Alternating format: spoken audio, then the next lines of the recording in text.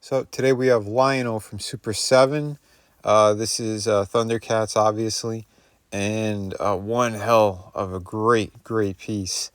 So yeah, the box art is really interesting how they did this. They have obviously on the back we got the Thundercats logo from the 1980s cartoon, and on the front we have the big beautiful cat icon. Awesome design. But yeah, I like how they did the that kind of reflective stuff there too. It's a little bit raised, and if you slip that off, this is what it looks like underneath. So you got a nice window in there, and you can see everything he comes with. Now, oh, this is version 2.0 of the Lion-O figure. So I think the first one only had one head, and he didn't have the extras that this one does, which I believe it's extra hand, Book of Omens, and an extra two gauntlets, or that shield cat arm thing. So basically, it's like a sheath for the sword as well. So here he is, right out of the box. I put his that claw shield onto his hip there. Well, it's on his waistband, and yeah. So here is your Lion-O figure. Really great designs. It's kind of done. I don't know if Super 7 has anything to do with the Four Horsemen, because they were doing a lot of Masters of the Universe figures, and they had very similar body shapes and type of articulation. And Super 7, they definitely, you know, worked off of that similar style, I'll say. But yeah, I have no idea if they have any, affiliation whatsoever, to be quite honest. But beautiful quality. I have one other figure from this company, and that is Panthro, but he's packed away somewhere right now. So yeah, but Lion-O, he is right here, and I wanted to give you a nice good look at this one. He's got some great details.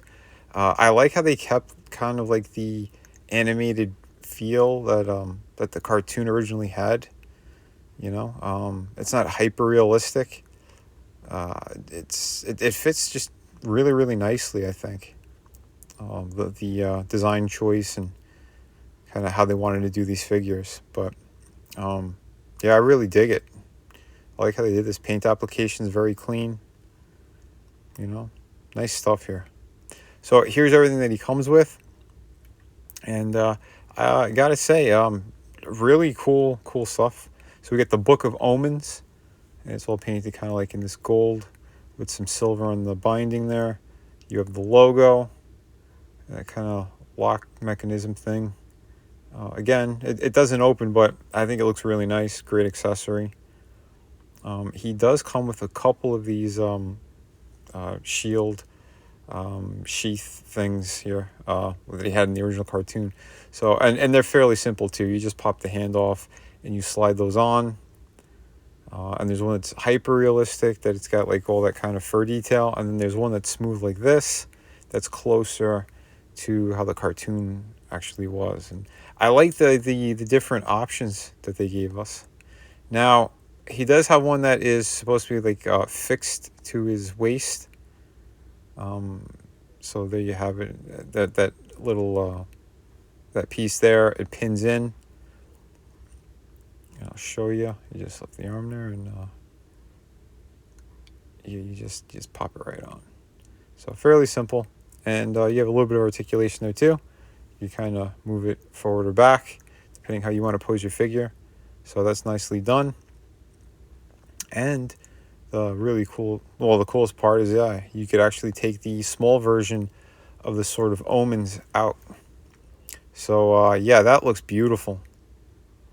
I like how they did that. And you could actually slip it in. Well, that's the slot for it. But you could actually put it on while it's on his arm as well. Kind of like how he did in the cartoon. This one's fixed, though. This is sculpted all as one piece. So I guess because of the fur and everything. But yeah, if you grab one of the other ones, there is like a little indentation that they put in there. So you could get it in there for both. The furry one is like it slides in way better. It kind of holds there, but the other one not so much.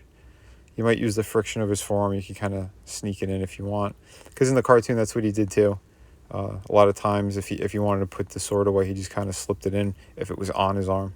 And here is the extended version of the Sword of Omens, and beautiful, fantastic. I mean, that paint job is incredible.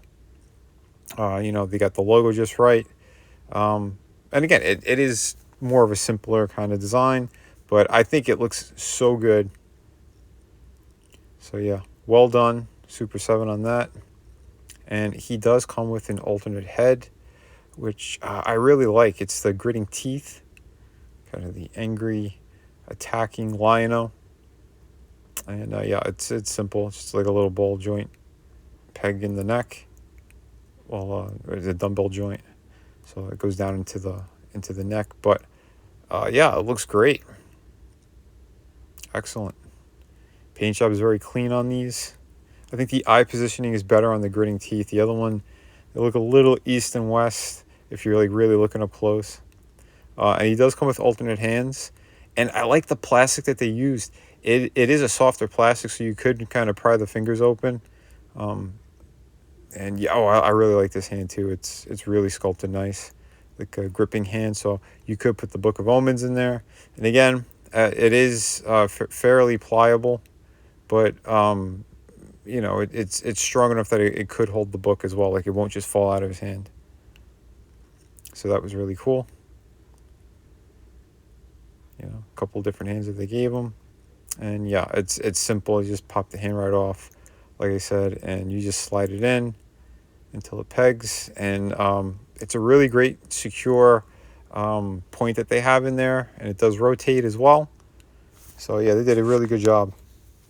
You know, it feels like some quality stuff. And yeah, like I said, you could kind of slip the sword in. It doesn't go all the way down, but you know, you could still get it, you know, fair enough in there. And articulation-wise, his head is on a ball joint, like I said. So he goes all around, up and down, side to side a little bit. Slightly limited, but it's still okay. The range of motion is still pretty good.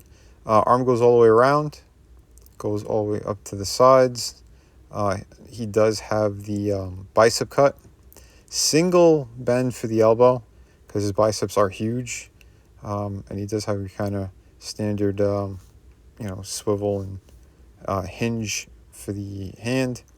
The diaphragm joint, not crazy about it. Marvel Legends used to do this too. But he does have waist turn. I don't like the hinge. It should have been like a ball joint type deal. And the diaphragm would have been way better. But it's still pretty good for what it is. Yeah, you take that off. And he does splits a decent amount. But here's the interesting thing. They actually split the bottom of the crotch area because it is a rubbery piece. So if you want to get more extreme poses, you could get that. And it kind of just bounces right back. So I thought that was an interesting choice. He does have rotation at the upper thigh, single for the knee, and by the boot, some articulation. Like it is a little cut. Ankles are great. The rocker and all that stuff. But yeah. And here he is in a more dramatic pose, heroic pose. And I do like that they gave him those swivels by the ankle too. So you could get him in a larger stance and still get the feet nice and flat on the floor. And that's, you know, that's a huge plus. But again, I love the aesthetic of this figure. The only real thing that I'd give a little bit of a, you know, a mark on would be the diaphragm cut. Like, it shouldn't have been the hinge. It should have been a ball joint, and that way you could get some side to side, a little extra out of that. So if there is ever a Lion-O 3.0, I think that's something that they could definitely work on or improve. But like I said, all in all, this is a fantastic figure. Really nice. And yeah, he is in pretty good scale with other figures as well. He's about 7 inches.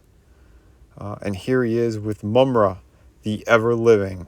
And I will be doing a full review on this guy as well. So depending on when you're watching this, He might already be up. But yeah, that figure is impressive. And he is a newer figure because he has pinless joints in his arms and his legs. So that works even better. Just again, just the look of the figure, the style is beautiful stuff. And yeah, they're perfectly in scale. I love what they did on this. So yeah, again, if you're a huge Thundercats fan, I wouldn't really miss these guys. You can find them almost anywhere. eBay, Big Bad Toy Store. They're in a number of different places. So, and here he is with the 40th anniversary He-Man figure.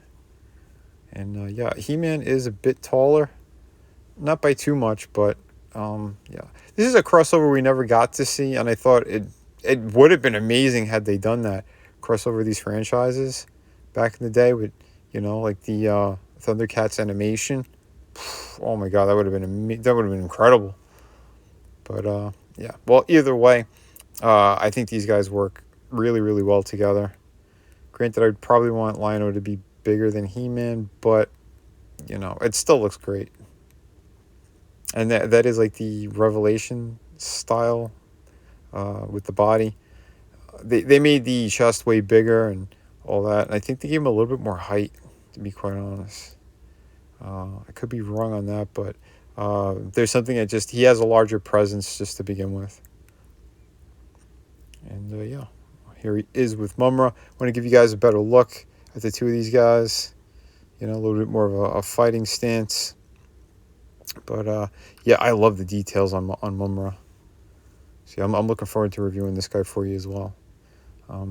His articulation is a little bit different than Lion-O, but you could still get some really good poses out of him. And yeah, so I hope you guys enjoyed this review. If so, be sure to hit like and subscribe. I'll have a lot more content coming your way. But yeah, final thoughts. An amazing figure, nearly perfect. So yeah, if you're a huge fan, I think these guys are a must. Hi, for anyone looking for some amazing comic books, this is part of my collection. I am the artist and creator of Shadow of the Kraken. This is a beautiful pirate story, 52 pages, beautiful artwork. Yeah, everything you need out of a great pirate story, you're right here. We have City of Venus. It's a futuristic story. Also another one that I totally created. Beautiful. If you love kind of post-apocalyptic worlds, beautiful women, sci-fi, action, this has a little bit of everything in it. So if you're looking for that, on that campaign, you could also get, for a limited time, volume 1 and 2 of my art books. These are loaded with amazing images, 52 pages each. Yeah, they got pretty much everything you need in there. And we have, of course, hardcover book. This is Through the Woods, co-created and written by Frankie Tartamella, my brother. And yeah, I did all the artwork. This is 100 pages. You get the entire story in here, beginning, middle, end. You get all of it, and it is truly amazing. So if you're looking for a great ghost story, this is definitely the book for you. Just click the link in the descriptions, and yeah, these books ship immediately.